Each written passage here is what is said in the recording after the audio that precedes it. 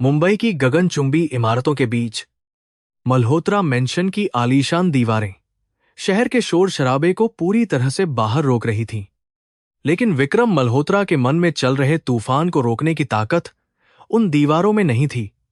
रात के 2 बज चुके थे और 50 वर्षीय विक्रम अपनी मखमली आर्मचेयर पर बैठे, हाथ में स्कॉच का एक गिलास लिए, कांच की विशाल खिड़की से बाहर दक्षिण मुंबई के समंदर को घूर रहे थे। शहर की रोशनी पानी पर नाच रही थी, ठीक वैसे ही जैसे अतीत की परछाइयां आज उनकी आंखों के सामने नाच रही थीं। यह वही शहर था जिसे उन्होंने अपनी मुट्ठी में करने का सपना देखा था, और आज वह इस शहर के बेताज बादशाह थे। लेकिन अजीब बात थी कि जितनी ऊंचाई पर वह पहुंचते गए, ऑक्सीजन उतनी ही कम होती गई और अकेलापन उतना ही गहरा होता गया। विक्रम के विशाल शयन कक्ष में सन्नाटा इतना गहरा था कि वातानुकूलित यंत्र की धीमी गुंजन भी किसी शोर जैसी प्रतीत हो रही थी, जो उन्हें उनके खालीपन की याद दिला रही थी।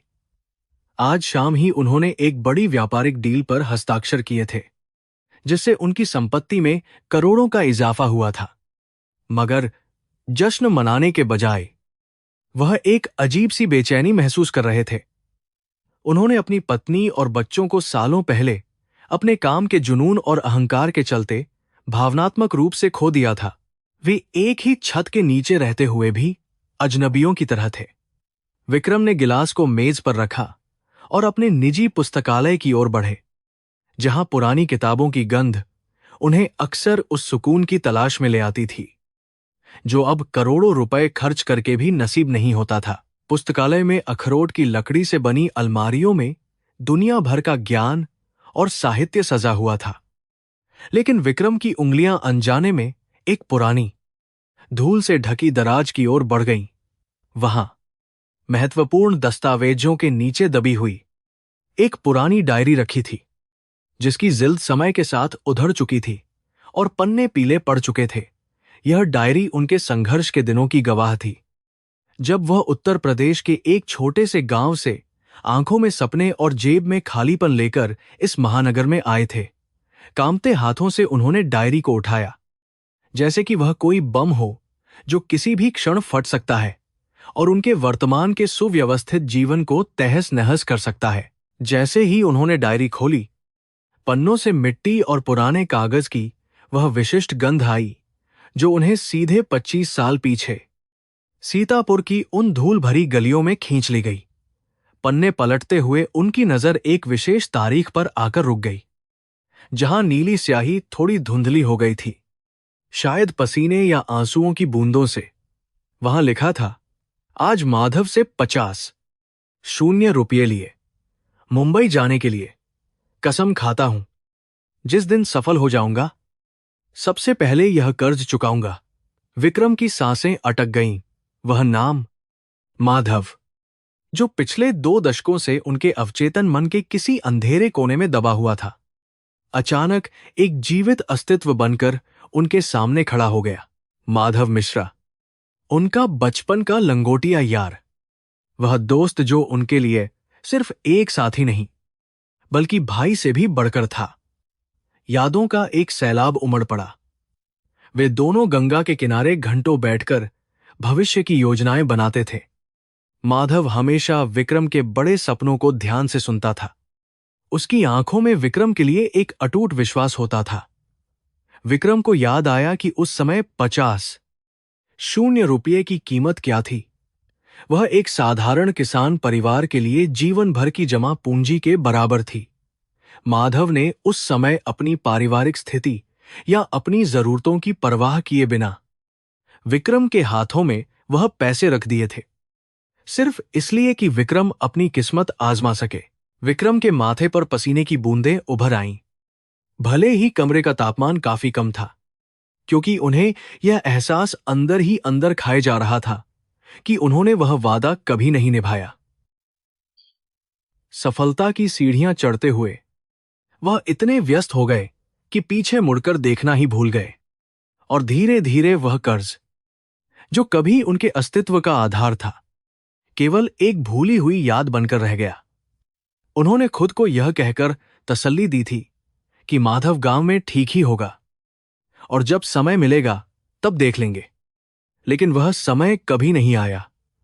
आज अपनी अरबों की संपत्ति के बीच बैठे हुए वह 50 रुपये का वह पुराना कर्ज उन्हें किसी पहाड़ के बोझ से भी भारी लग रहा था। यह केवल पैसों की बात नहीं थी, यह उस सिद्धांत की बात थी जिस पर विक्रम ने अपनी पूरी व्यापारिक छवि बनाई थी। विक्रम मल्होत्रा अपना हिसाब हमेशा साफ रखता है। वह दुनिया को यह दिखाते फिरते थे कि वह किसी के एहसानमंद नहीं है, कि उन्होंने जो कुछ भी बनाया है अपने दम पर बनाया है। लेकिन वह डायरी का पन्ना आज उनकी आंखों में आंखें डालकर उनके इस झूठ का मखौल उड़ा रहा था। उनकी सारी सफलता, उनकी सारी चमक धमक उस एक नींव पर खड़ी थी जो उन्होंने अपने दोस्त के पैसों से बनाई थी। और विडंबना यह थी कि उन्होंने उस नींव के पत्थर को ही भुला दिया था।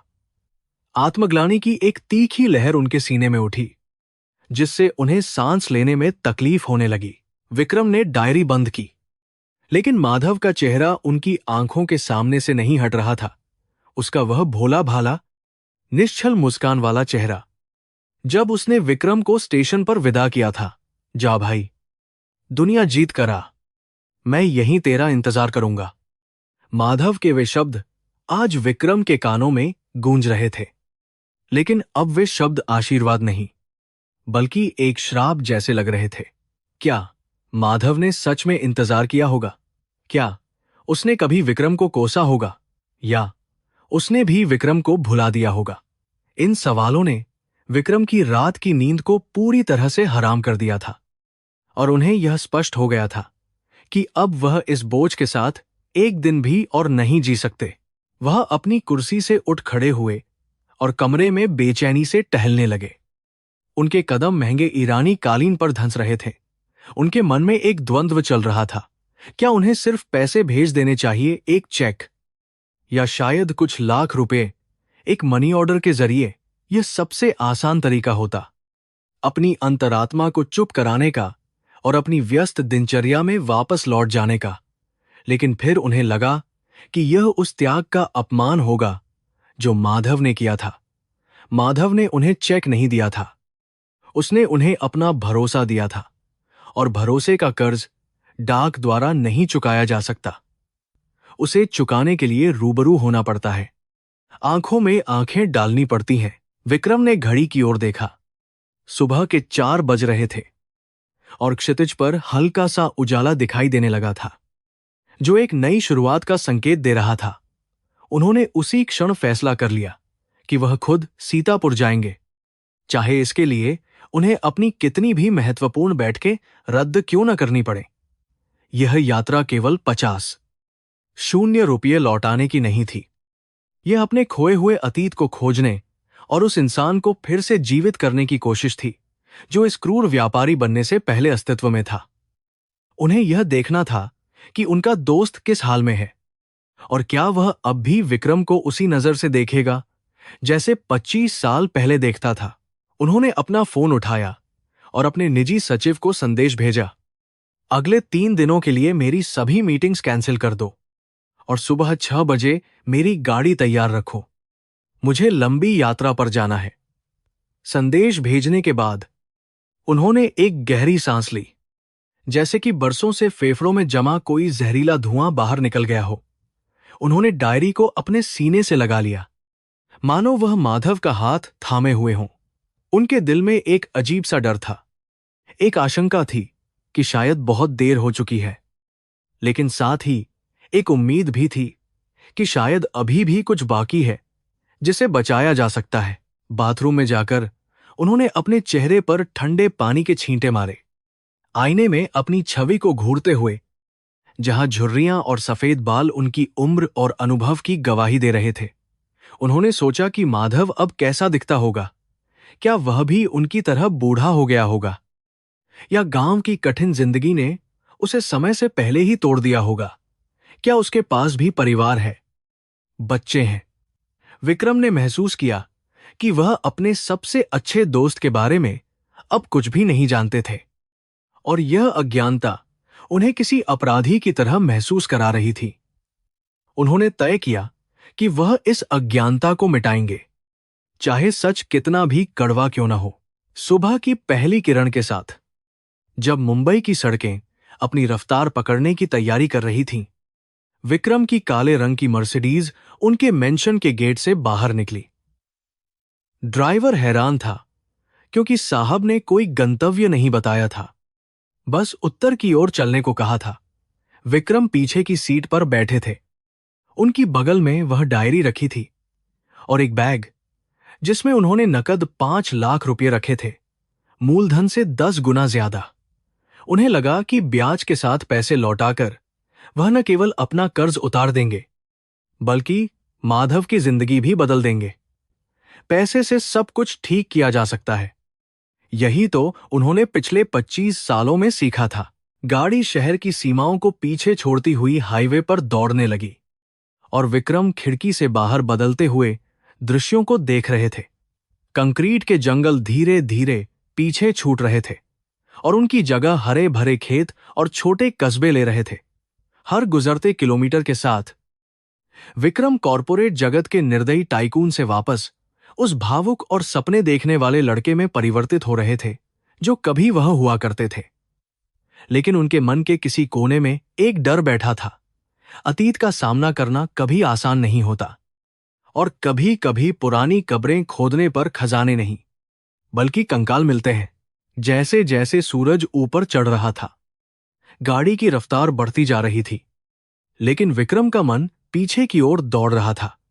उन्हें याद आया कि कैसे माधव ने अपनी मां की बीमारी के इलाज के लिए रखे पैसे भी एक बार विक्रम को दे दिए थे, ताकि वह शहर में इंटरव्यू देने जा सके। उस समय विक्रम ने कसम खाई थी कि वह माधव के लिए एक महल बनवाएगा, उसे दुनिया की सारी खुशियां देगा। आज उनके पास महल बनवाने की ताकत थी, लेकिन क्या माधव उस महल में रहने के लिए तैयार होगा, या वह विक्रम के इस प्रस्ताव को ठुकरा देगा? अनगिनत सवाल उनके दिमाग में घूम रहे थे, जिनका जवाब सिर्फ सीतापुर की उस धूल भरी जमीन पर ही मिल सकता था। विक्रम ने अपनी आंखें बंद कर लीं और कार की लयबद्ध गति के साथ खुद को यादों के भंवर में डूबने दिया। यह सफर केवल भौगोलिक नहीं था, यह समय यात्रा थी, एक पश्चाताप की यात्रा। उन्हें पता नहीं था कि मंजिल पर क्या मिलेगा, माफी या तिरस्कार, लेकिन उन्हें इतना पता था कि इस सफर को पूरा किए बिना उनकी आत्मा को कभी शांति नहीं मिलेगी। 50 शून्य का वह आंकड़ा अब केवल एक संख्या नहीं रह गया था, वह उनके और उनकी मुक्ति के बीच की एकमात्र बाधा बन गया था। और आज विक्रम मल्होत्रा उस बाधा को पार करने के लिए निकल पड़े थे, अनजान कि नियति ने उनके लिए क्या योजना बना रखी है। विक्रम की मर्सिडीज बेंज यमुना एक्सप्रेसवे पर हवा से बातें कर रही थी और बाहर की दुनिया एक धुंधली तस्वीर की तरह पीछे छूटती जा रही थी। वातानुकूलित कार के अंदर का सन्नाटा इतना गहरा था कि विक्रम को अपनी ही सांसों की आवाज सुनाई दे रही थी, जो उनके अंदर चल रही उथल पुथल की गवाह थी।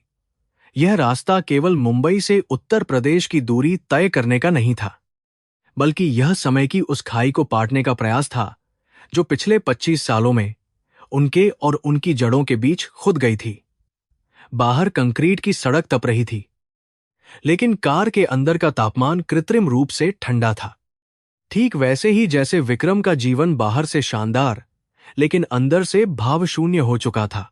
जैसे जैसे गाड़ी शहरों को पीछे छोड़ती हुई ग्रामीण इलाकों की ओर बढ़ी, खिड़की के बाहर का नजारा बदलने लगा। गगनचुंबी इमारतों की जगह अब सरसों के पीले खेतों और ईंट के भट्टों ने ले ली थी, जो धुएं के गुबार छोड़ रहे थे। विक्रम ने अपनी उंगलियों से ठंडे कांच को छुआ, मानो वह उस दुनिया को महसूस करना चाहते हों जिसे उन्होंने बहुत पहले पीछे छोड़ दिया था। उन्हें याद आया कि कैसे वह और माधव इसी तरह के खेतों में घंटों दौड़ते थे, पतंगे लूटते थे और गन्ने चुराकर चूसते थे। उन दिनों धूप की तपन भी सुखद लगती थी, क्योंकि तब उनके पास खोने के लिए कुछ नहीं था और पाने के लिए पूरी दुनिया बाकी थी। ड्राइवर ने संगीत प्रणाली पर कोई पुराना हिंदी गाना बजा दिया था, जिसके बोल सीधे विक्रम के दिल में उतर रहे थे। मुसाफिर हूं यारों, न घर है न ठिकाना। यह गीत उनकी वर्तमान स्थिति का सटीक वर्णन कर रहा था। वह दुनिया की नजर में एक सफल व्यवसायी थे, लेकिन अपनी आत्मा के स्तर पर वह एक भटकते हुए मुसाफिर ही थे। उन्होंने ड्राइवर को संगीत बंद करने का इशारा किया, क्योंकि यादों का शोर इतना तेज था कि उन्हें किसी और आवाज की जरूरत नहीं थी। हर मील का पत्थर जो पीछे छूट रहा था उन्हें उस दिन की याद दिला रहा था जब वह इसी रास्ते से एक खटारा बस की छत पर बैठकर मुंबई के लिए निकले थे। अचानक ड्राइवर ने एक छोटे से ढाबे पर गाड़ी रोकी और विक्रम की तंद्रा टूटी। जब वह गाड़ी से नीचे उतरे तो मई की दोपहर की लू ने उनके चेहरे पर थप्पड़ मारा और धूल मिट्टी की गंध ने उनकी नाक में प्रवेश किया। यह वही गंध थी जिसे वह मुंबई के परफ्यूम और रूम फ्रेशनर के बीच भूल चुके थे। ये गीली मिट्टी, गोबर और जलते हुए कोयले की मिली जुली गंध थी। विक्रम ने एक गहरी सांस ली और महसूस किया कि अजीब तरह से यह बदबूदार हवा उन्हें मुंबई की स्वच्छ हवा से ज्यादा अपनी लग रही थी।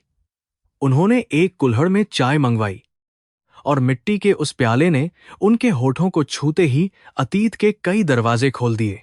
उन्हें याद आया कि कैसे माधव हमेशा अपनी चाय में से आधी विक्रम को दे दिया करता था, क्योंकि विक्रम के पास अक्सर पैसे नहीं होते थे। दोस्ती में तेरा मेरा नहीं होता, विक्की। माधव हमेशा अपनी वही पुरानी घिसी पिटी लाइन बोलता था और हंस देता था। उस हंसी में एक ऐसा भोलापन था जो आज की दुनिया में दुर्लभ हो गया है। विक्रम ने अपनी डिजाइनर घड़ी की ओर देखा, जिसकी कीमत शायद उस पूरे ढाबे से ज्यादा थी, और उन्हें एक तीखा व्यंग्य महसूस हुआ। आज वह पूरी चाय की दुकान खरीद सकते थे। गाड़ी फिर से चल पड़ी और अब वे मुख्य राजमार्ग को छोड़कर गांव की टूटी फूटी सड़कों पर आ गए थे। कार के झटके बढ़ गए थे और विक्रम का शरीर हिल रहा था, लेकिन उनका मन उससे कहीं ज्यादा जोर से हिल रहा था। सड़क के किनारे नंगे पैर चलते बच्चे, सिर पर भारी गठरी लिए महिलाएं और खेतों में पसीना बहाते किसान, ये दृश्य विक्रम के लिए नए नहीं थे, लेकिन आज वे उन्हें चुभ रहे थे। 25 साल पहले वह भी इन्हीं में से एक थे, और आज वह एक वातानुकूलित पिंजरे में बैठकर उन्हें किसी चिड़ियाघर के जानवरों की तरह देख रहे थे। यह दूरी, यह कांच की दीवार उन्हें अपराधी महसूस करा रही थी। एक पुराना बरगद का पेड़ रास्ते में आया और विक्रम ने ड्राइवर को गाड़ी धीमी करने को कहा। यह वही पेड़ था जहां गांव के लड़के अक्सर इकट्ठा होते थे और पंचायत लगती थी। विक्रम को याद आया कि एक बार जब उन्होंने स्कूल मास्टर की साइकिल पंचर कर दी थी तो माधव ने सारा इल्जाम अपने सिर ले लिया था ताकि विक्रम को सजा न मिले। माधव को उस दिन मास्टर जी से खूब मार पड़ी थी, लेकिन उसने एक बार भी उफ नहीं की और न ही कभी विक्रम को इस बात का एहसास दिलाया। उस दिन विक्रम ने सीखा था कि प्रेम का दूसरा नाम त्याग है, लेकिन अफसोस कि शहर की दौड़ में वह इस पाठ को भूल गए थे। जैसे जैसे सीतापुर नजदीक आ रहा था, विक्रम के दिल की धड़कनें तेज होती जा रही थीं, मानो वह किसी परीक्षा में बैठने जा रहे हों। उन्होंने अपने बैग में रखे 5 लाख रुपयों को फिर से टटोला, यह सुनिश्चित करने के लिए कि वे वही हैं। वह मन ही मन उन शब्दों का अभ्यास कर रहे थे जो वह माधव से कहेंगे, माफ करना दोस्त, देर हो गई, या देखो मैंने अपना वादा निभाया। लेकिन हर वाक्य उन्हें खोखला और बनावटी लग रहा था। क्या पैसे सच में समय की भरपाई कर सकते हैं? क्या नोटों की गड्डी उस इंतजार को खरीद सकती है जो माधव ने शायद बरसों तक किया होगा?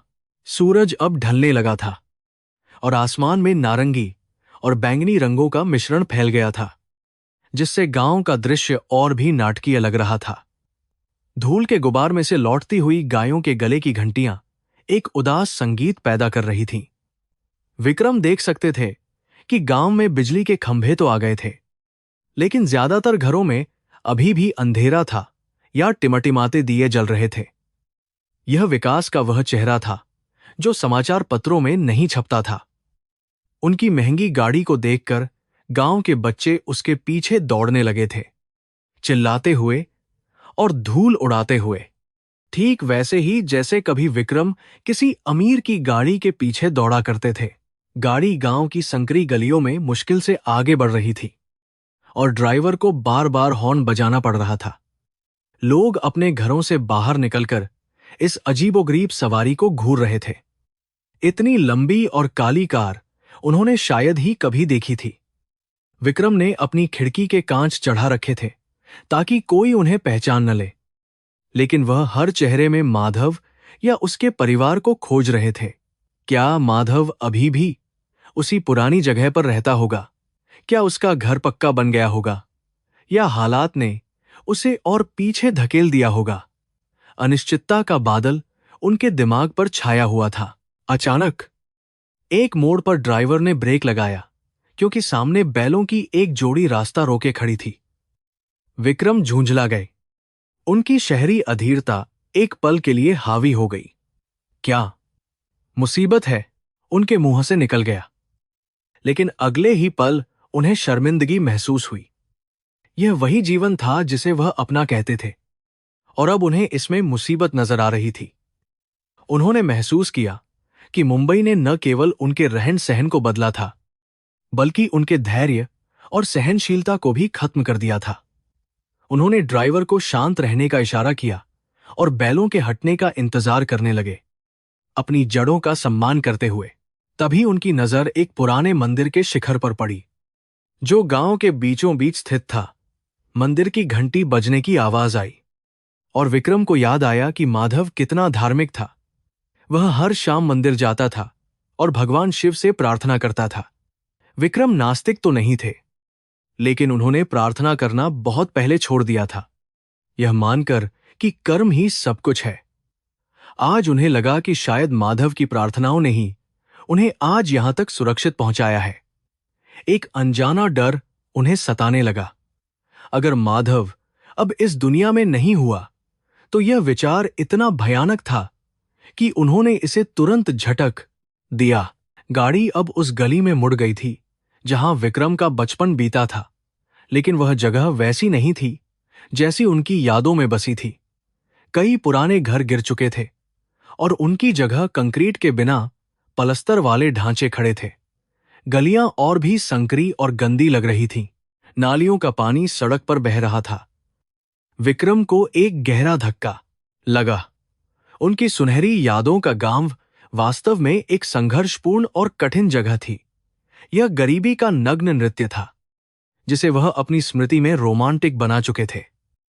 वास्तविकता की इस टक्कर ने उनके आत्मविश्वास को डगमगा दिया। अंत में वे उस जगह पहुंचे जहां माधव का पुश्तैनी घर हुआ करता था। विक्रम ने ड्राइवर को गाड़ी रोकने का आदेश दिया। उनका दिल इतनी जोर से धड़क रहा था कि उन्हें लगा वह पसलियां तोड़कर बाहर आ जाएगा। उन्होंने दरवाजा खोला और बाहर कदम रखा। उनके इटालियन चमड़े के जूते कीचड़ और धूल में धंस गए। उन्होंने चारों ओर देखा, उम्मीद करते हुए कि एक जाना पहचाना ईंट का मकान दिखाई देगा जिसके आंगन में नीम का पेड़ होगा। लेकिन वहां जो कुछ था उसने विक्रम के पैरों तले से जमीन खिसका दी और उनकी आंखों में भ्रम और अविश्वास भर दिया। वह जगह खाली पड़ी थी। केवल कुछ टूटी हुई दीवारें बची थीं जो गवाही दे रही थीं कि कभी यहां कोई घर हुआ करता था। नीम का पेड़ अब सूख चुका था और ठूंठ बनकर खड़ा था। वहां सन्नाटा पसरा था, एक ऐसा सन्नाटा जो चीख चीख कर कह रहा था कि यहां कुछ बहुत बुरा हुआ है। विक्रम के गले में एक गांठ बन गई। उन्होंने पास से गुजर रहे एक बुजुर्ग ग्रामीण को रोका और कांपती हुई आवाज में पूछा, बाबा, यहां माधव मिश्रा का घर हुआ करता था, वह कहाँ है? बुजुर्ग ने विक्रम को ऊपर से नीचे तक देखा, फिर एक अजीब सी दया और दुख के साथ उस दिशा में उंगली उठाई जहां गांव खत्म होता था और शमशान का रास्ता शुरू होता था। माधव अब यहां नहीं रहता बेटा, बुजुर्ग ने खांसते हुए कहा। उसका सब कुछ तो साहूकार ले गया सालों पहले। अब वह और उसका परिवार गांव के बाहर उस नाले के पास एक झोपड़ी में रहते हैं। अगर जिंदा है तो विक्रम को लगा जैसे किसी ने उनके पेट में मुक्का मारा हो। झोपड़ी, साहूकार, नाला, ये शब्द उनके कानों में पिघले हुए शीशे की तरह उतरे। वह तो 50 लौटाने आया था, यह सोचकर कि यह एक छोटी सी मदद होगी। लेकिन उसे क्या पता था कि उसकी अनुपस्थिति में उसके दोस्त की दुनिया ही उजड़ चुकी थी। विक्रम ने ड्राइवर को वहीं रुकने का इशारा किया और खुद पैदल ही उस दिशा में चल पड़े जिधर बुजुर्ग ने इशारा किया था। अब उन्हें अपनी मर्सिडीज में बैठने में शर्म आ रही थी। जैसे जैसे वह गांव के बाहरी हिस्से की ओर बढ़ रहे थे, गंदगी और बदबू बढ़ती जा रही थी। यह वह इलाका था जहां समाज के सबसे तिरस्कृत लोग रहते थे। विक्रम का मन ग्लानि से भर गया। क्या यह वही माधव है जिसने उन्हें 50 दिए थे? 50 जो आज विक्रम के लिए एक रात के खाने का बिल था, लेकिन माधव के लिए शायद उसकी पूरी जिंदगी की तबाही का कारण बन गया था। एक भयानक एहसास के साथ विक्रम ने अपने कदमों की रफ्तार बढ़ा दी, डरते हुए कि कहीं वह बहुत देर से न पहुंचा हो। गांव के बाहरी छोर की ओर बढ़ते हुए विक्रम के कदम भारी होते जा रहे थे, मानो उनके जूतों में सीसा भर दिया गया हो। पक्की सड़क बहुत पीछे छूट चुकी थी और अब वे एक ऐसे कच्चे रास्ते पर चल रहे थे जहां धूल और कीचड़ का साम्राज्य था। शाम का धुंधलका गहराने लगा था और हवा में एक अजीब सी भारीपन थी जो सांस लेना मुश्किल बना रही थी।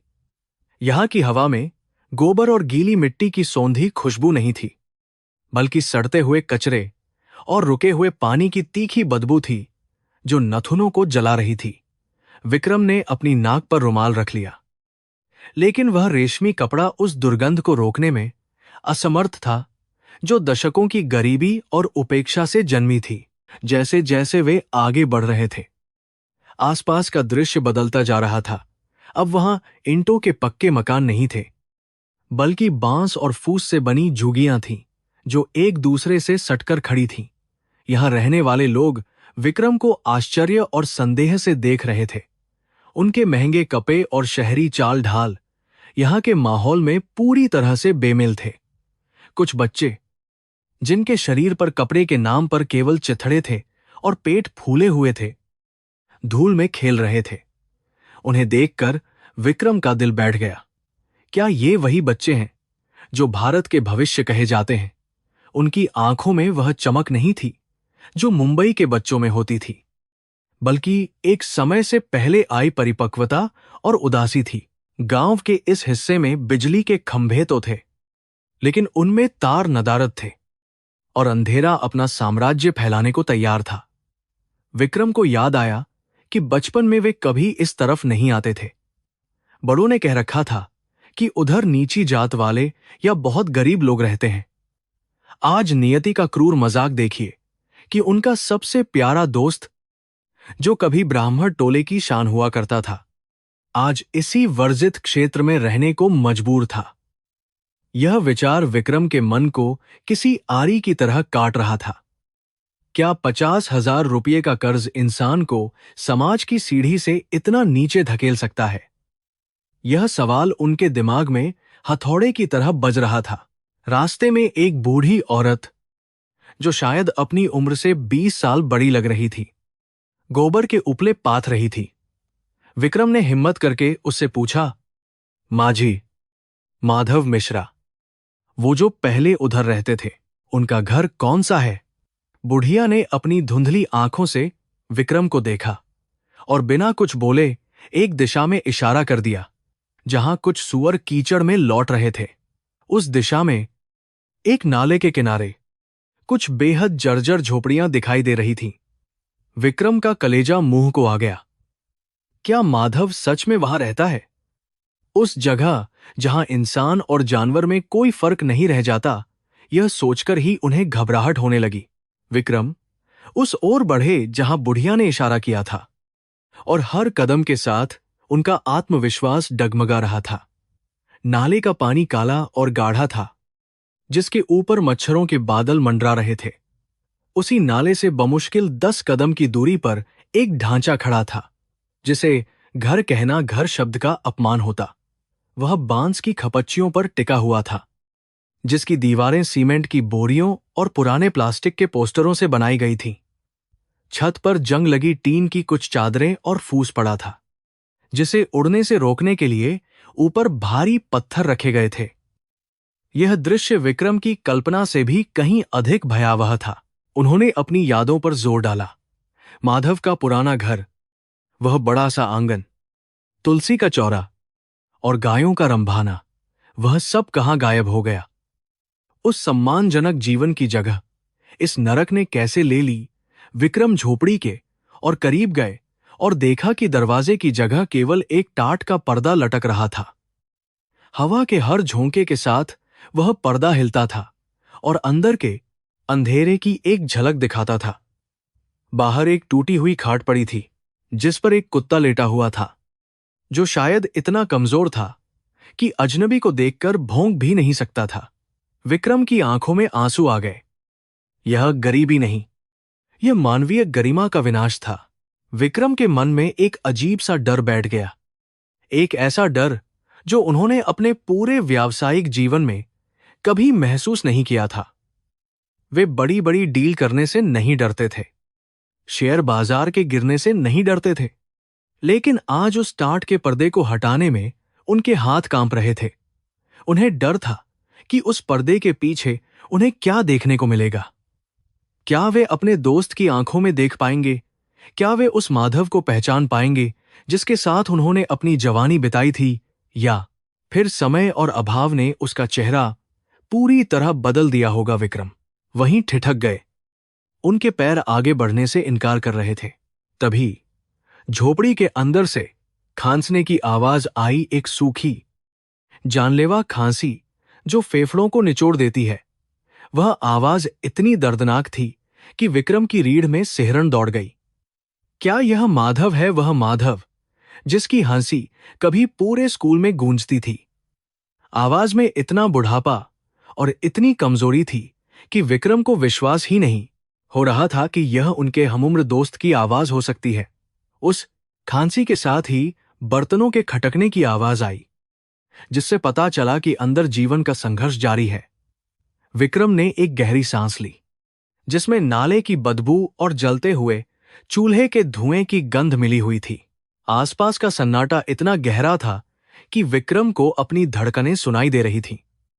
मुंबई में उनकी हवेली में सन्नाटा सुकून देता था, लेकिन यहां का सन्नाटा चीख रहा था।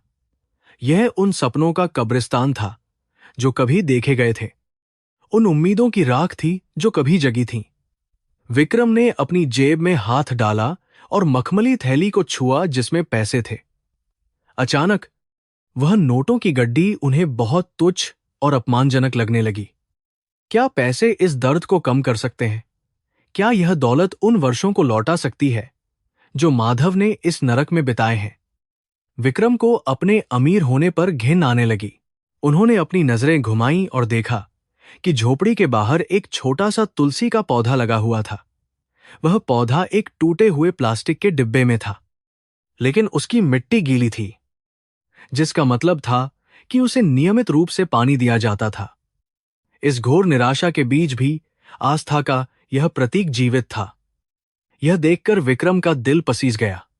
माधव ने सब कुछ खो दिया था, अपना घर, अपनी जमीन, अपनी खुशियां, लेकिन उसने अपने संस्कार और अपनी श्रद्धा नहीं खोई थी। यह छोटी सी तुलसी विक्रम के आलीशान बगीचे के हजारों विदेशी पौधों से कहीं अधिक कीमती और पवित्र लग रही थी। विक्रम ने अपने महंगे सूट पर जमी धूल को झाड़ने की कोशिश की, लेकिन फिर रुक गए। आज वह कितना भी साफ क्यों न हो जाए, उनकी अंतरात्मा पर जमी मैल साफ नहीं होने वाली थी। उन्होंने सोचा कि अगर वे 25 साल पहले पैसे लौटा देते तो शायद आज माधव इस हाल में नहीं होता।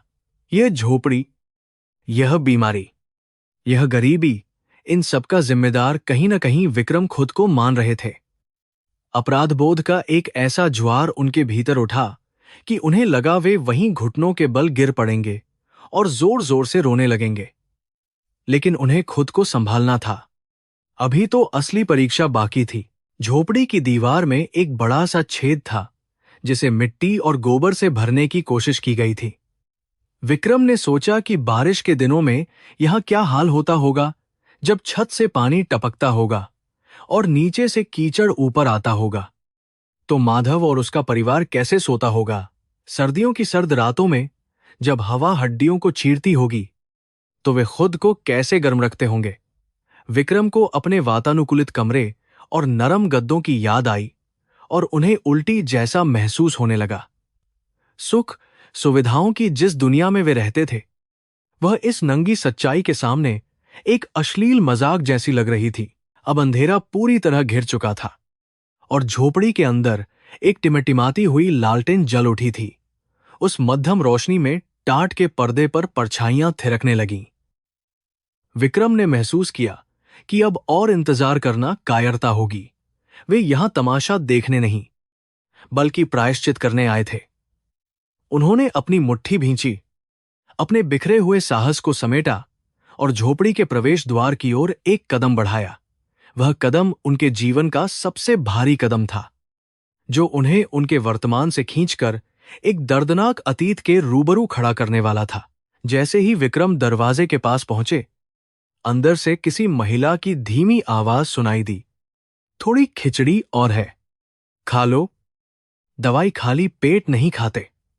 जवाब में वही भयानक खांसी गूंजी और फिर एक कमजोर पुरुष स्वर उभरा, रहने दे सुमित्रा, अब भूख नहीं लगती, बस वो पुराना संदूक निकाल दे। आज न जाने क्यों विक्की की बहुत याद आ रही है। विक्की यह नाम सुनते ही विक्रम के पैरों तले से जमीन खिसक गई। 25 साल बाद इस हालत में भी माधव उन्हें याद कर रहा था।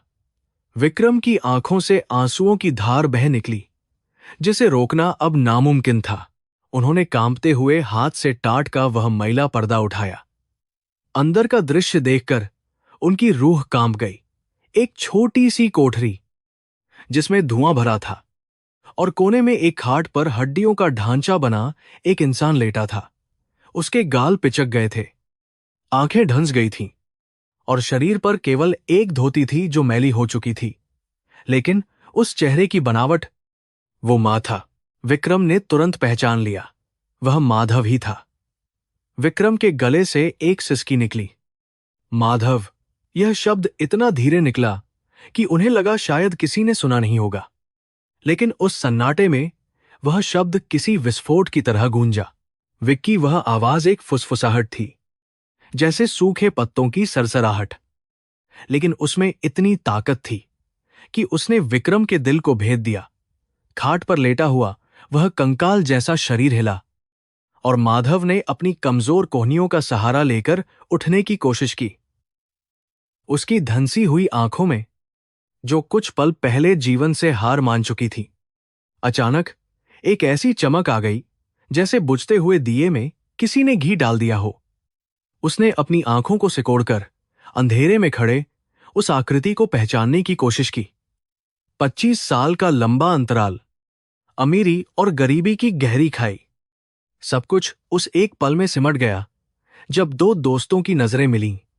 विक्रम दौड़कर आगे बढ़ा और माधव को गिरने से पहले थाम लिया। माधव का शरीर विक्रम की बाहों में इतना हल्का लग रहा था, मानो वह केवल हड्डियों और त्वचा का एक ढांचा भर हो। उसके शरीर से बीमारी और पुरानी दवाओं की गंध आ रही थी, जो विक्रम के महंगे परफ्यूम की खुशबू के साथ मिलकर एक अजीब और बेचैन करने वाला वातावरण बना रही थी।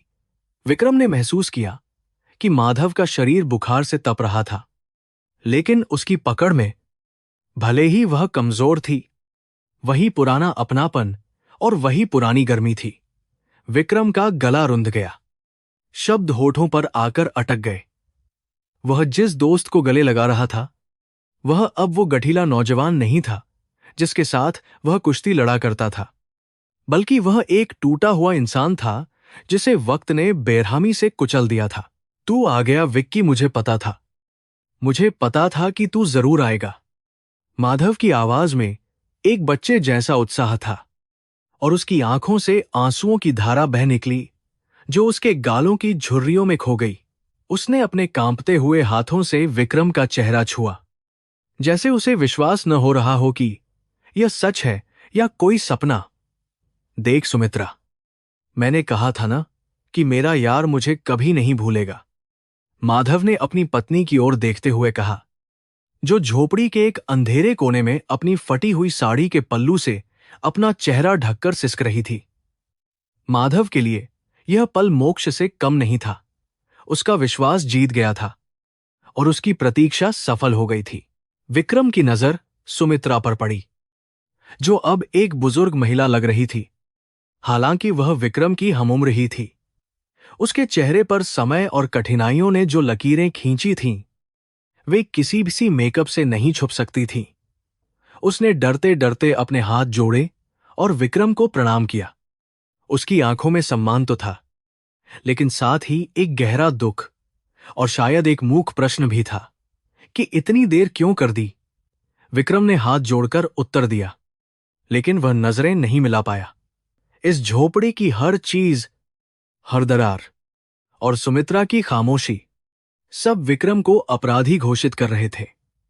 वह यहां एक उद्धारकर्ता बनकर आया था, लेकिन अब खुद को एक गुनहगार महसूस कर रहा था। अरे सुमित्रा, ऐसे क्या खड़ी है? देख कौन आया है। मेरे विक्की के लिए पानी ला, कुछ खाने को ला। माधव ने अपनी बीमारी को भूलकर आदेश दिया, जैसे वह अभी भी अपने पुराने पक्के मकान के आंगन में बैठा हो। भारतीय संस्कृति का वह मूल मंत्र, अतिथि देवो भव, इस टूटी फूटी झोपड़ी में भी जीवित था, जहां खुद के खाने के लाले पड़े थे। माधव यह भूल गया था कि उसके घर में मेहमान को देने के लिए शायद साफ पानी भी नहीं है। उसका यह उत्साह विक्रम के दिल को और भी ज्यादा कचोट रहा था। विक्रम ने तुरंत मना करना चाहा, नहीं माधव, मुझे कुछ नहीं चाहिए, मैं बस तुमसे मिलने। लेकिन माधव ने उसकी बात काट दी। चुप कर, तू मेरे घर आया है और बिना कुछ खाए जाएगा, ऐसा कभी नहीं हुआ और ना होगा।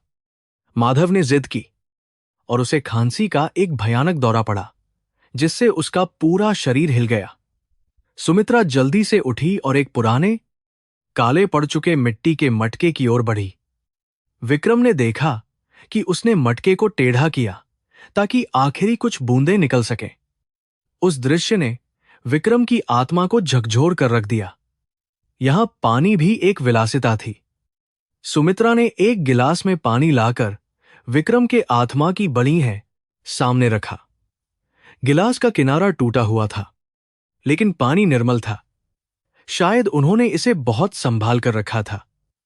विक्रम ने उसे दोनों हाथों से थाम लिया, मानो वह अमृत हो। सुमित्रा फिर चूल्हे के पास गई और एक टिन का डिब्बा खोला। विक्रम की तेज नजरों ने देख लिया कि डिब्बा लगभग खाली था। उसमें शायद मुट्ठी भर चावल और कुछ दाल के दाने बचे थे। उसने चम्मच से उन दानों को खुरचकर निकाला।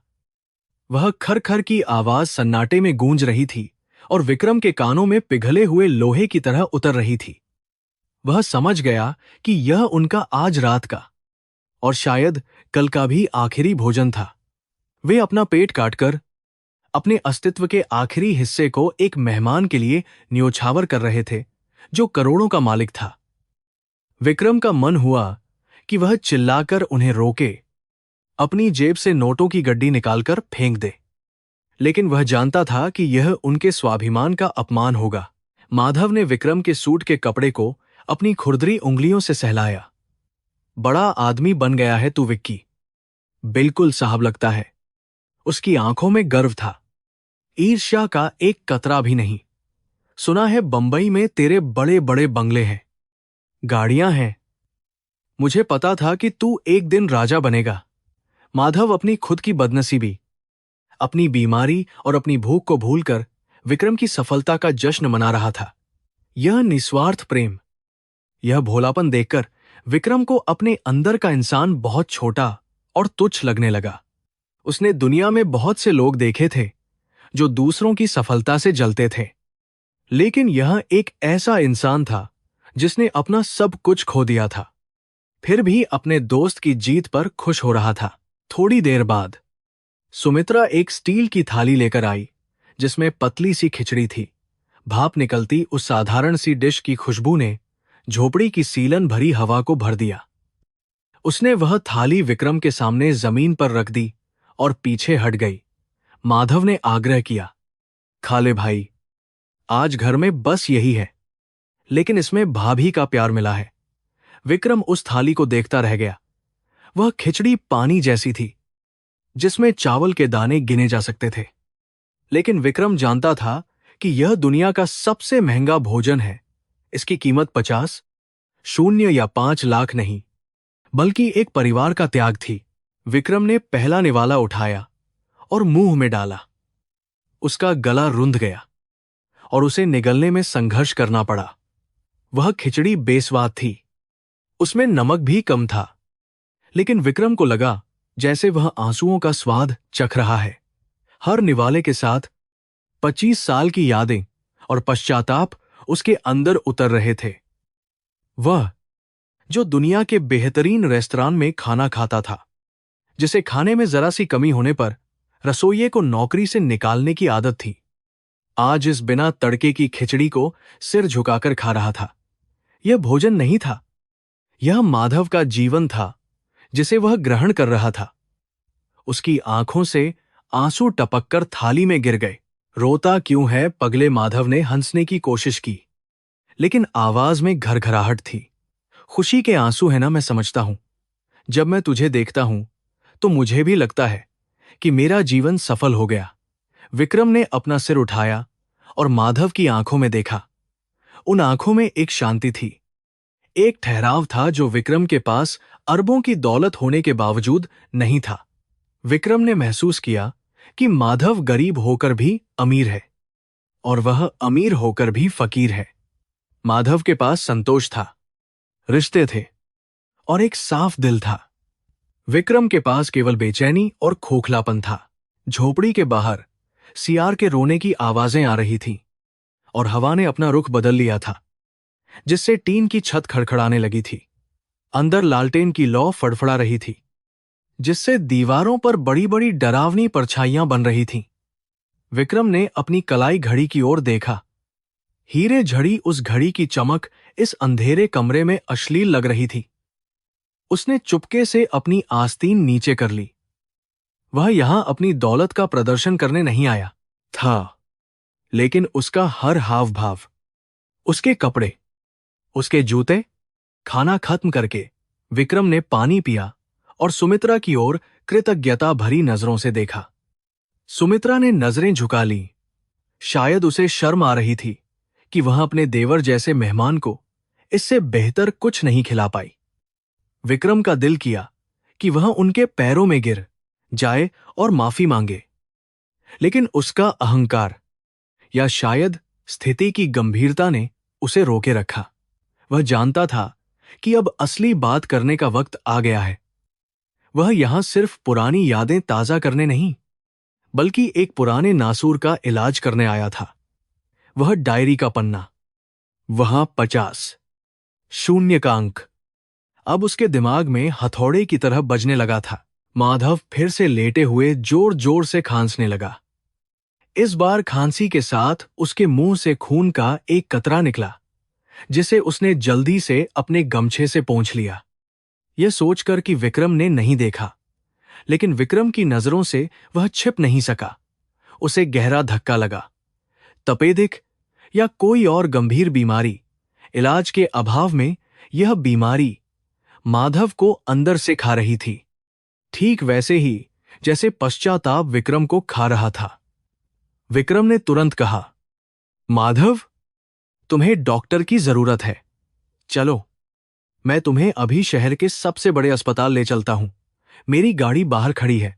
माधव ने हाथ हिलाकर मना कर दिया। उसके चेहरे पर एक फीकी मुस्कान थी।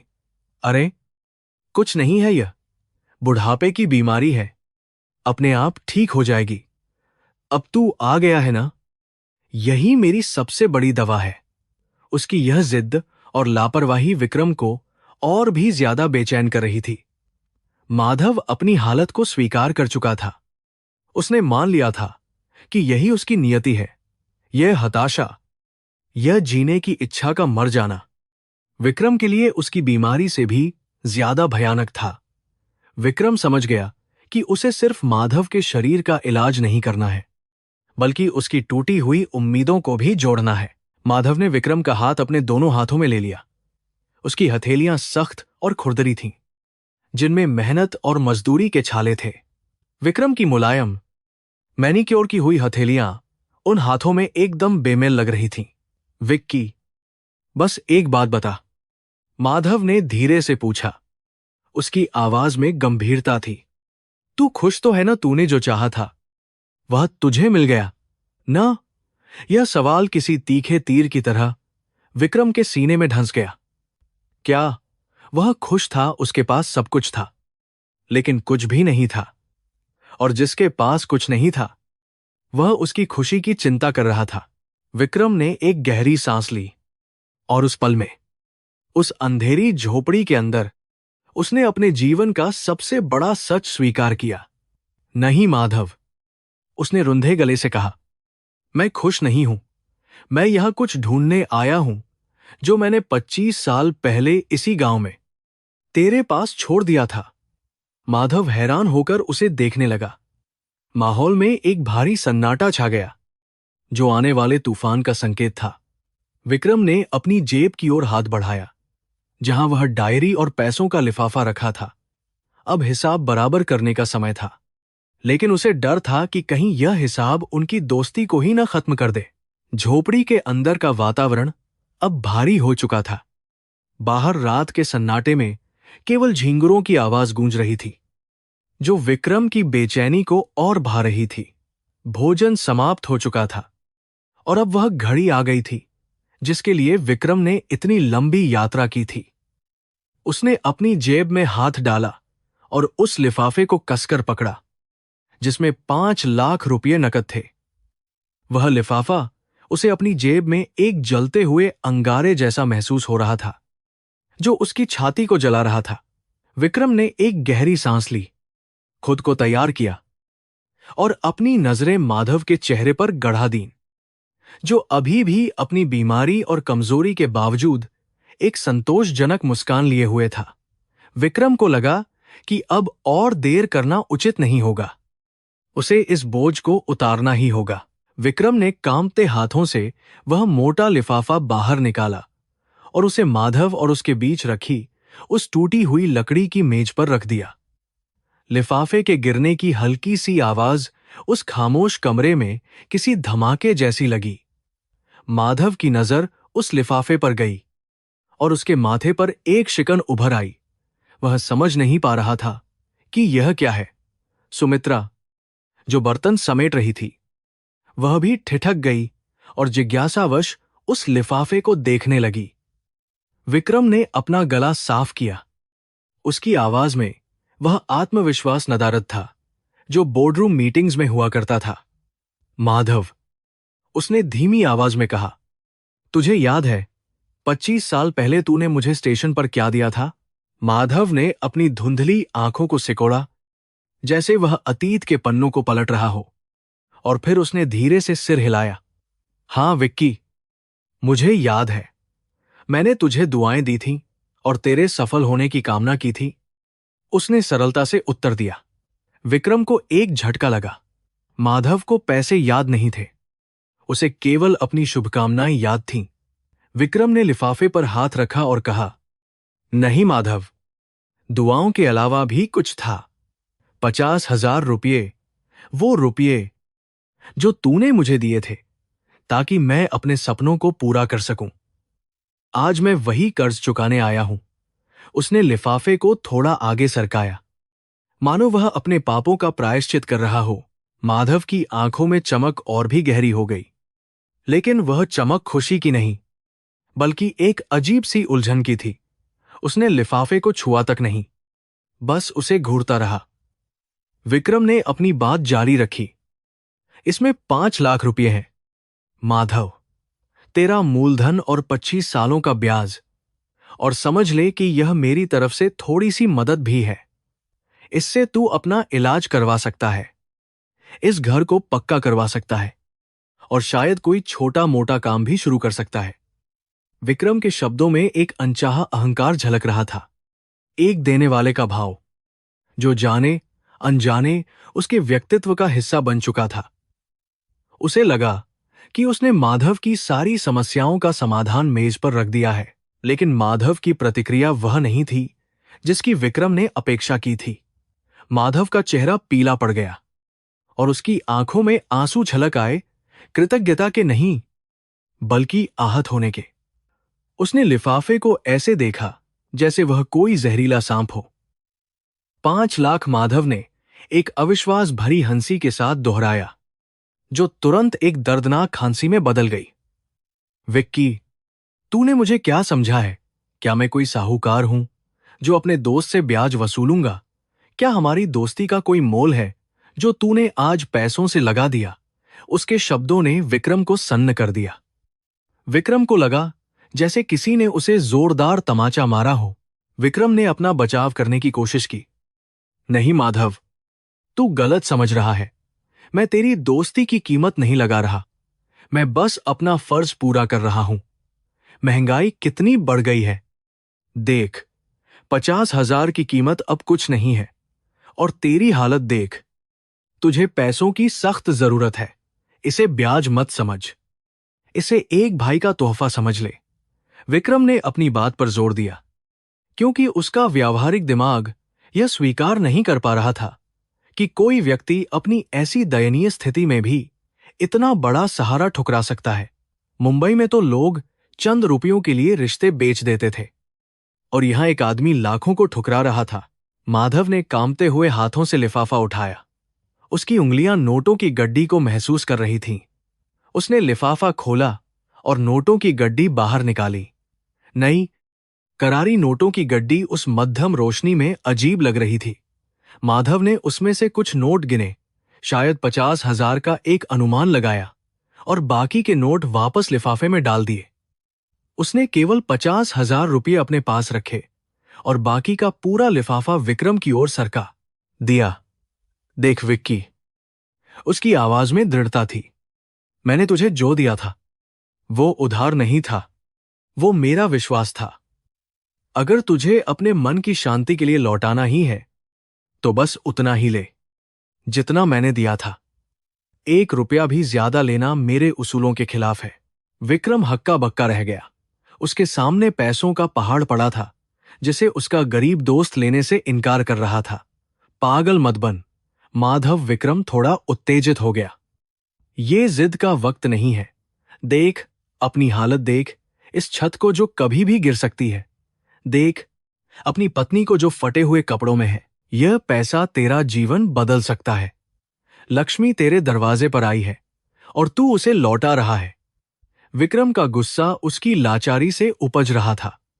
वह समझ नहीं पा रहा था कि वह माधव की मदद कैसे करे, जब माधव खुद मदद लेने को तैयार नहीं था।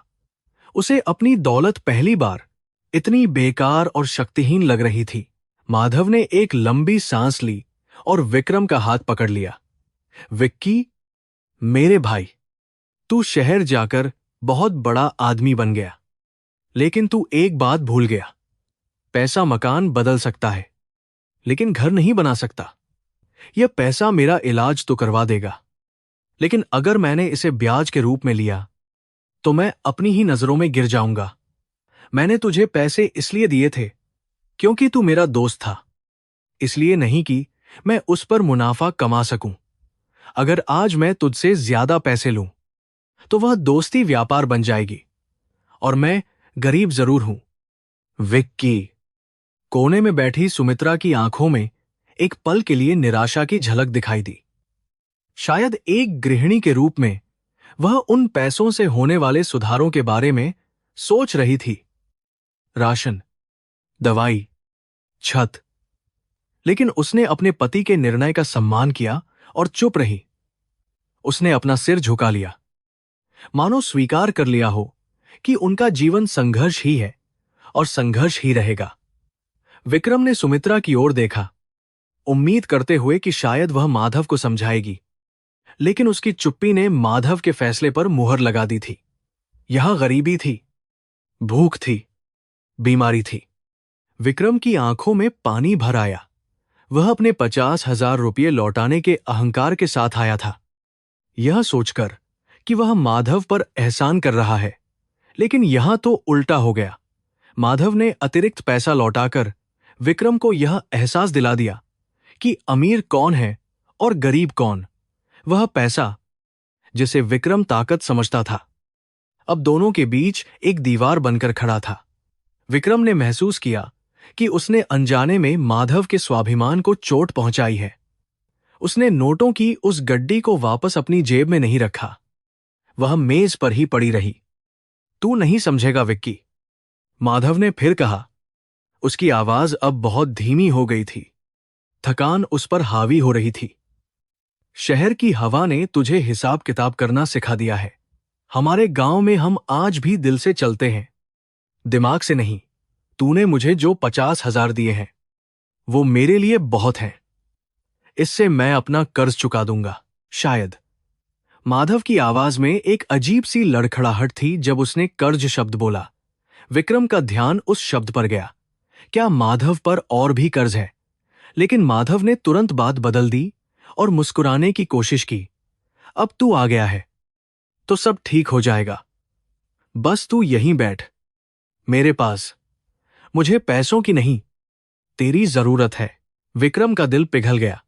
उसने मेज पर से वह भारी लिफाफा उठाया, लेकिन उसे वापस जेब में रखने की हिम्मत नहीं हुई। उसने उसे एक तरफ रख दिया। उसने महसूस किया कि वह यहां एक दाता बनकर आया था, लेकिन अब एक भिक्षु की तरह महसूस कर रहा था, जो प्यार और क्षमा की भीख मांग रहा है। उसने माधव का हाथ अपने हाथों में ले लिया और उसे दबाया। माधव का हाथ ठंडा पड़ रहा था। बाहर हवा तेज हो गई थी और झोपड़ी का छप्पर खतरनाक तरीके से हिल रहा था। विक्रम को लगा कि यह रात बहुत लंबी होने वाली है और अभी कई राज खुलने बाकी हैं। झोपड़ी के अंदर का भारी सन्नाटा अचानक सुमित्रा की सिसकियों से टूट गया। अब तक चुपचाप कोने में बैठी वह स्त्री, जिसने अपने जीवन के हर दुख को मूक बनकर सहा था, अब और बर्दाश्त नहीं कर पा रही थी। माधव के बार बार मना करने और विक्रम के असमंजस को देखकर उसका संयम का बांध टूट गया। वह अचानक उठी और लड़खड़ाते कदमों से उन दोनों दोस्तों के बीच आ खड़ी हुई। उसकी आंखों में आंसू थे, लेकिन साथ ही एक ऐसी आग भी थी जो वर्षों से दबी हुई थी। उसने अपनी फटी हुई साड़ी के पल्लू से चेहरा पोंछा और विक्रम की ओर सीधे देखते हुए कांपती लेकिन दृढ़ आवाज में बोली, भैया, आप जिसे केवल 50,000 रुपये समझ रहे हैं, वह माधव के लिए महज कागज के टुकड़े नहीं थे। आप नहीं जानते कि उस रकम की असली कीमत क्या थी। माधव ने घबराकर सुमित्रा को रोकने की कोशिश की। उसका कमजोर हाथ हवा में उठा। सुमित्रा, चुप कर। विक्की के सामने पुरानी बातें क्यों उखाड़ रही है, उसे जाने दे। लेकिन सुमित्रा ने आज अपने पति की अनसुनी अनसुनी कर दी। उसने विक्रम की आंखों में सीधे देखते हुए कहा, नहीं, आज सच सामने आना ही चाहिए। भैया, आपको लगता है कि माधव के पास उस समय 50,000 रुपये रखे हुए थे। हमारे पास तो खाने के लिए भी पूरे पैसे नहीं होते थे।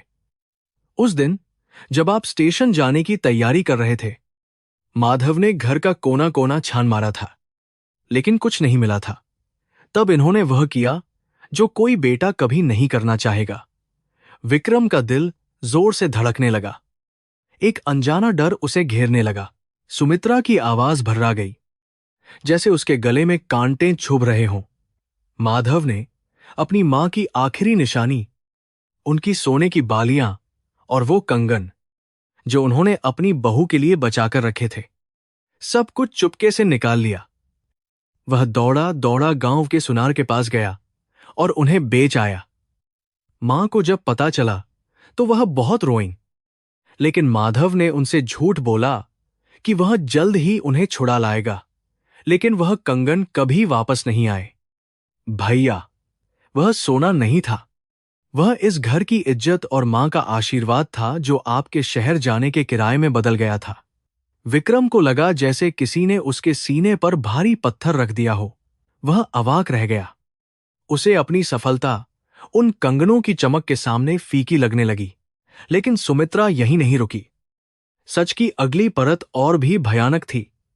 सिर्फ गहनों से 50,000 पूरे नहीं हुए थे भैया, उसने आगे बताया। बाकी पैसों के लिए माधव ने अपनी पुश्तैनी जमीन, जिस पर हमारा पूरा परिवार पलता था, उसे गांव के जालिम जमींदार ठाकुर के पास गिरवी रख दिया था। शर्त बहुत कड़ी थी। अगर 1 साल में पैसे नहीं लौटाए तो जमीन ठाकुर की हो जाएगी। माधव को भरोसा था कि आप शहर जाकर जल्दी ही पैसे भेज देंगे या वह खुद मेहनत करके छुड़ा लेगा। लेकिन किस्मत को कुछ और ही मंजूर था। वह साल अकाल का पड़ा, फसल बर्बाद हो गई और हम 1 पाई भी नहीं जोड़ पाए। विक्रम का चेहरा सफेद पड़ गया था। उसे याद आया कि उस पहले साल उसने मुंबई में संघर्ष करते हुए माधव को एक भी चिट्ठी नहीं लिखी थी। इधर माधव हर दिन डाकिये की राह देखता था। उम्मीद करता था कि शायद विक्की का मनी ऑर्डर आएगा और वह अपनी जमीन बचा लेगा। सुमित्रा ने सिसकते हुए कहा, ठाकुर ने ब्याज पर ब्याज जोड़ा और एक दिन अपनी लाठियों के जोर पर हमारी सारी जमीन हड़प ली। माधव ने उनके पैरों में गिरकर भीख मांगी, लेकिन ठाकुर का दिल नहीं पसीजा। जिस जमीन को माधव के पूर्वजों ने अपने खून पसीने से सींचा था, वह एक झटके में हमारे हाथ से निकल गई। हम अपने ही घर में बेगाने हो गए और यह सब सिर्फ उन 50,000 रुपयों के लिए हुआ। इस सदमे का सबसे बुरा असर माधव के माता पिता पर पड़ा। बाबूजी यह बर्दाश्त नहीं कर सके कि उनकी पुश्तैनी जमीन उनके जीते जी चली गई। सुमित्रा ने बताया, उन्हें दिल का दौरा पड़ा और वे हमें छोड़कर चले गए। और मां, वह अपने गहनों और बेटे की लाचारी के गम में घुट घुट कर मर गईं। 1 साल के अंदर माधव ने न केवल अपनी जमीन खो दी, बल्कि अपने माता पिता को भी खो दिया। वह अनाथ हो गया, सड़क पर आ गया। लेकिन उसने आपको कभी खबर नहीं दी। वह नहीं चाहता था कि आपकी उड़ान में उसके दुखों का बोझ बाधा बने। वह चाहता था कि आप बिना किसी ग्लानि के अपना सपना पूरा करें। विक्रम के कानों में सन्नाटा छा गया। उसे अपनी सांसें रुकती हुई महसूस हो रही थीं। वह जिसे एक मामूली उधार समझकर चुकाने आया था, वह दरअसल माधव के पूरे जीवन की तबाही की कहानी थी। वह 50,000 रुपये कोई रकम नहीं थी।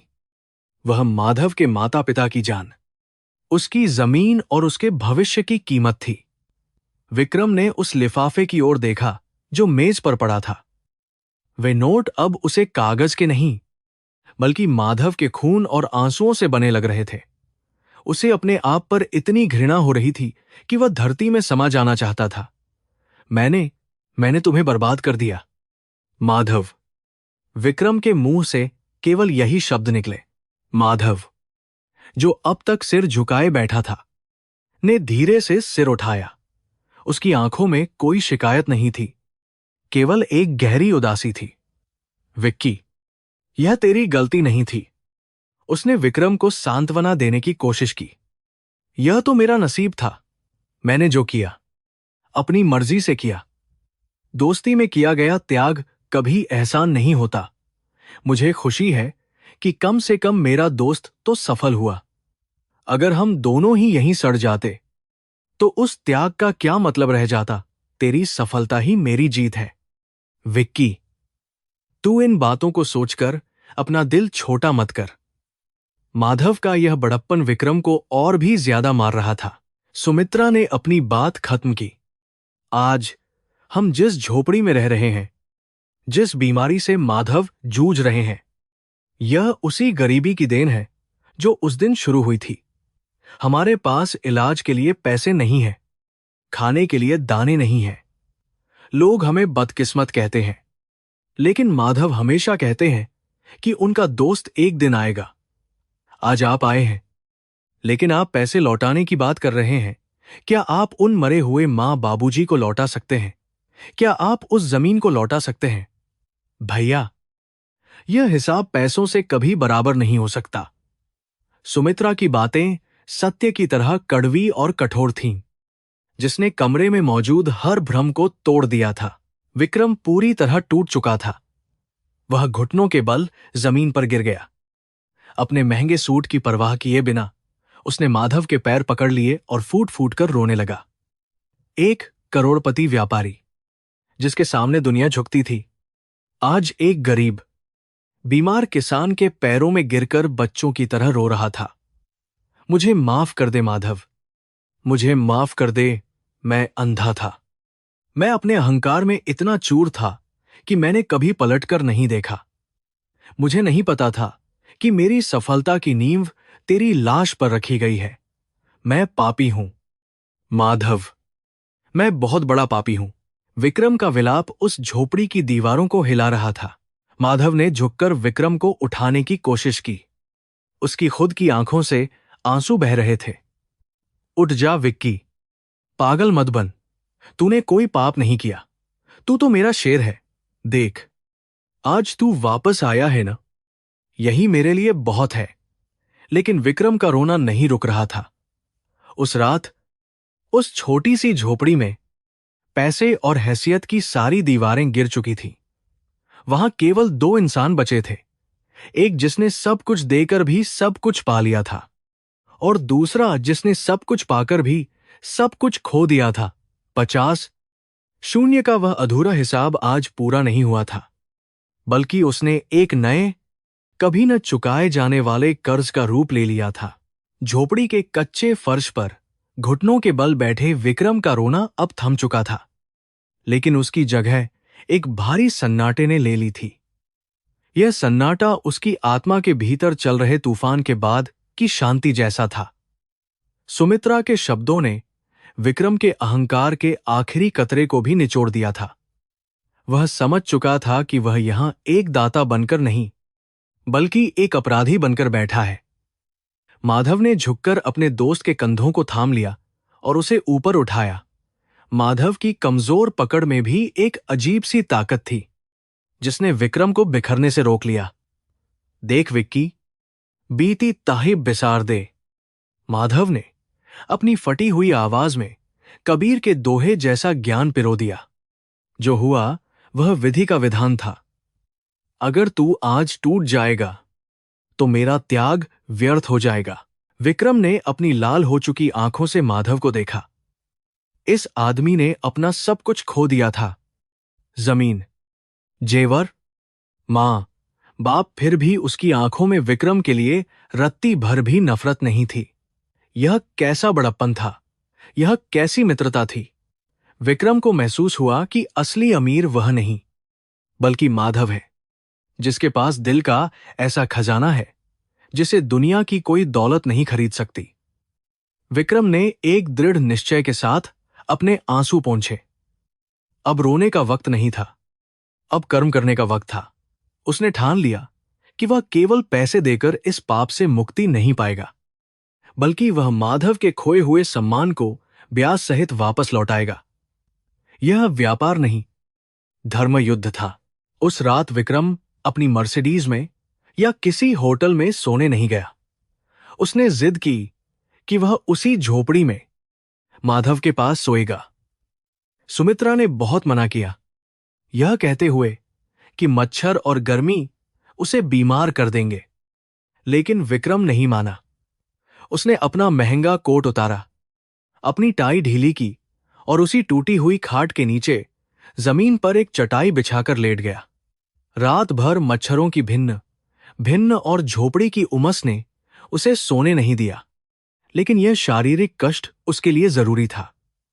हर मच्छर का डंक उसे याद दिला रहा था कि उसका दोस्त पिछले 25 सालों से हर रात कैसे काट रहा है। यह उसकी तपस्या थी, उसका प्रायश्चित था। सुबह की पहली किरण जब झोपड़ी की दरारों से अंदर आई तो विक्रम की आंखें खुलीं। उसने देखा कि माधव पहले से ही जाग चुका था और खांसते हुए बाहर तुलसी के पौधे को पानी दे रहा था। सूरज की रोशनी में माधव का कंकाल जैसा शरीर और भी स्पष्ट दिखाई दे रहा था। विक्रम का दिल भर आया, लेकिन अब उसमें लाचारी नहीं, संकल्प था। वह उठकर बाहर आया और माधव के बगल में खड़ा हो गया। उसने माधव के कंधे पर हाथ रखा और कहा, माधव, आज मैं जा रहा हूं, लेकिन यह मत समझना कि मैं भाग रहा हूं। मैं वापस आऊंगा और बहुत जल्द आऊंगा। इस बार खाली हाथ या सिर्फ नोटों की गड्डी लेकर नहीं, बल्कि वकीलों और डॉक्टरों की फौज लेकर आऊंगा। माधव ने मुस्कुराते हुए विक्रम की ओर देखा। तुझे तकलीफ करने की क्या जरूरत है भाई, तू मिल गया, बस यही बहुत है। लेकिन विक्रम ने उसकी बात काट दी। उसकी आवाज में अब वह पुराना विक्की बोल रहा था, जो कभी गांव का सबसे शरारती लेकिन जिद्दी लड़का हुआ करता था। नहीं माधव, अब मेरी बात सुन। वह जमीन जिसे ठाकुर ने हड़पा है, वह वापस आएगी, चाहे मुझे उसकी मुनमांगी कीमत देनी पड़े या अदालत तक जाना पड़े। वह जमीन तुम्हारे पूर्वजों की थी और तुम्हारी ही रहेगी। और सुमित्रा भाभी के कंगन, वैसे कंगन तो शायद न मिले, लेकिन मैं वादा करता हूं कि भाभी की कलाइयां अब कभी सूनी नहीं रहेंगी। विक्रम ने सुमित्रा को बुलाया और उसके सामने हाथ जोड़कर खड़ा हो गया। भाभी, कल आपने मुझे असलियत असलियत दिखाई थी, उसके लिए मैं आपका ऋणी हूं। आपने मुझे एक ऐसे अंधेरे से बाहर निकाला है जिसमें मैं 25 साल से जी रहा था। मैं जानता हूं कि पैसे मरे हुए मां बाबूजी को वापस नहीं ला सकते, लेकिन मैं वादा करता हूं कि उनके नाम पर इस गांव में एक ऐसा अस्पताल बनवाऊंगा जहां किसी भी गरीब को इलाज के बिना मरना नहीं पड़ेगा। यह मेरा प्रायश्चित नहीं, यह मेरा दायित्व है। माधव मेरा भाई है और आज से आप मेरी जिम्मेदारी हैं। सुमित्रा की आंखों से आंसू बह निकले, लेकिन इस बार वे खुशी और उम्मीद के आंसू थे। जाने से पहले विक्रम ने वह 5 लाख वाला लिफाफा जबरदस्ती माधव के तकिए के नीचे दबा दिया। यह कोई खैरात नहीं है और न ही यह कर्ज की वापसी है, विक्रम ने सख्त लहजे में कहा। यह मेरे भाई के इलाज के लिए है। तुझे अभी बहुत जीना है माधव। तुझे मेरे साथ मुंबई चलना है, दुनिया देखनी है, इसलिए अपना इलाज शुरू कर। मैं अगले हफ्ते फिर आऊंगा और तब तक अगर तूने एक भी पैसा खर्च करने में कंजूसी की तो समझ लेना हमारी दोस्ती खत्म। विक्रम की इस धमकी में इतना प्यार था कि माधव मना नहीं कर पाया। उसने बस सिर हिला दिया, जैसे वह किसी बड़े भाई की बात मान रहा हो। विक्रम जब अपनी गाड़ी की ओर बढ़ा तो पूरा मोहल्ला उसे देखने के लिए इकट्ठा हो गया था, लेकिन आज विक्रम को उनकी नजरों से बचने की कोई इच्छा नहीं थी। उसने अपनी मर्सिडीज का दरवाजा खोला, लेकिन बैठने से पहले एक बार फिर पलटकर उस झोपड़ी को देखा। वह बदसूरत, टूटी फूटी झोपड़ी अब उसे किसी मंदिर से कम नहीं लग रही थी। वहां उसे अपना खोया हुआ आत्मन मिला था। उसने वहां से मुट्ठी भर धूल उठाई और उसे अपने माथे पर लगा लिया। यह उस मिट्टी का तिलक था जिसने उसे बनाया था और जिसे वह भूल गया था। ड्राइवर और गांव वाले हैरान होकर इस सूट बूट वाले साहब को धूल माथे पर लगाते देख रहे थे। गाड़ी स्टार्ट हुई और धीरे धीरे गांव के कच्चे रास्ते पर रेंगने लगी। विक्रम ने खिड़की का शीशा नीचे कर लिया था ताकि वह आखिरी पल तक माधव को देख सके। माधव झोपड़ी के बाहर खड़ा हाथ हिला रहा था। उसका चेहरा आंसुओं से भीगा हुआ था, लेकिन उस पर एक विजयी मुस्कान थी। विक्रम ने भी हाथ हिलाया। जैसे जैसे गाड़ी दूर होती गई, माधव की आकृति छोटी होती गई और अंततः धूल के गुबार में ओझल हो गई। लेकिन विक्रम जानता था कि यह अंत नहीं, एक नई शुरुआत है।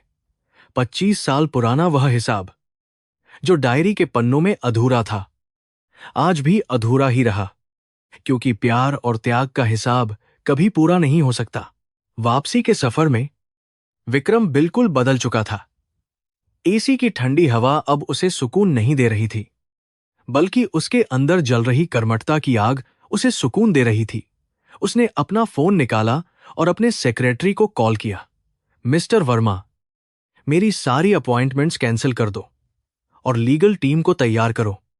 हमें उत्तर प्रदेश में एक बड़ी जमीन का केस लड़ना है। और हां, मुंबई के सबसे अच्छे चेस्ट स्पेशलिस्ट का पता लगाओ। विक्रम की आवाज में एक नई खनक थी। अब वह केवल अपनी कंपनी का सीईओ नहीं था, वह एक मिशन पर था। वह जान गया था कि जीवन का असली उद्देश्य केवल कमाना नहीं, बल्कि किसी के जीवन को संवारना है। विक्रम ने अपनी जेब से वह पुरानी डायरी निकाली। पन्ने हवा में फड़फड़ा रहे थे। उसने पेन निकाला और उस पन्ने पर गया जहां लिखा था 50 शून्य उधार माधव से। उसने उस लाइन को काटा नहीं, बल्कि उसके नीचे बड़े अक्षरों में लिखा, कर्ज आजीवन, चुकाया नहीं जा सकता। उसने डायरी बंद करके अपनी छाती से लगा ली। उसे महसूस हुआ कि माधव ने उसे 50 शून्य देकर शहर भेजा था ताकि वह अमीर बन सके। लेकिन आज माधव ने उसे अपनी गरीबी दिखाकर इंसान बना दिया था। यह सौदा हर तरह से विक्रम के ही पक्ष में रहा था। गाड़ी हाईवे पर दौड़ रही थी और विक्रम की आंखों से एक आखिरी आंसू लुढ़ककर उसके गाल पर आ गिरा। यह आंसू दुख का नहीं था, यह मुक्ति का था। उसे समझ आ गया था कि कर्म का चक्र केवल दंड देने के लिए नहीं होता, बल्कि सुधारने के लिए भी होता है। उसने अपनी गलतियों को स्वीकार कर लिया था और अब वह उन्हें सुधारने के लिए तैयार था। बाहर सूरज पूरी तरह निकल आया था और खेतों में लहलहाती फसलें सुनहरी चमक रही थीं। विक्रम ने एक गहरी सांस ली।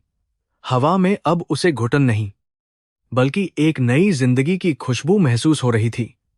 उसका अधूरा हिसाब अब उसके जीवन का सबसे खूबसूरत मकसद बन चुका था। कहानी यहीं खत्म नहीं होती, बल्कि असल कहानी तो अब शुरू हुई थी। एक ऐसी कहानी जहां एक दोस्त दूसरे के लिए मसीहा नहीं, बल्कि सारथी बनकर आया था। विक्रम जानता था कि रास्ता लंबा और कठिन होगा, जमीन वापस लेना आसान नहीं होगा, माधव की सेहत सुधारना चुनौती होगी, लेकिन उसके मन में एक शांति थी। वह शांति जो बताती है कि आप सही रास्ते पर हैं।